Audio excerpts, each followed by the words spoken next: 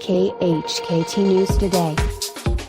U.S. to pull staff from Cuba over attacks. The U.S. is to pull most of its staff from its embassy in Cuba, American media report, after reports that staff suffered sonic attacks. The U.S. is withdrawing about 60% of its embassy staff in response to attacks on diplomats, senior unnamed officials were quoted as saying. It is also warning Americans not to visit the country because some attacks occurred in hotels, the sources say. More than 20 diplomatic staff have reported health problems.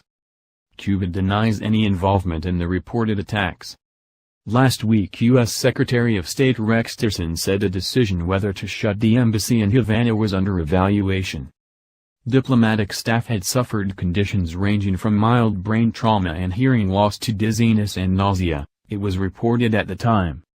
At least 2 Canadians have been affected by similar symptoms. Officials quoted by the Associated Press say the U.S. is ordering all non-essential staff in the embassy in Havana to leave, along with all family members. Only emergency personnel will remain.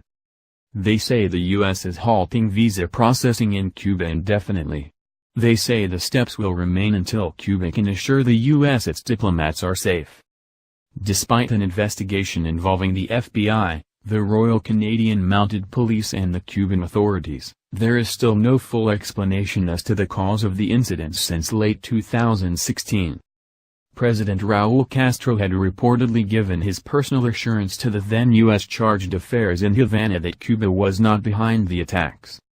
The U.S. reopened its embassy in Havana in 2015 following decades of frozen relations. In 2016 President Barack Obama became the first sitting U.S. president to visit Cuba since Calvin Coolidge in 1928.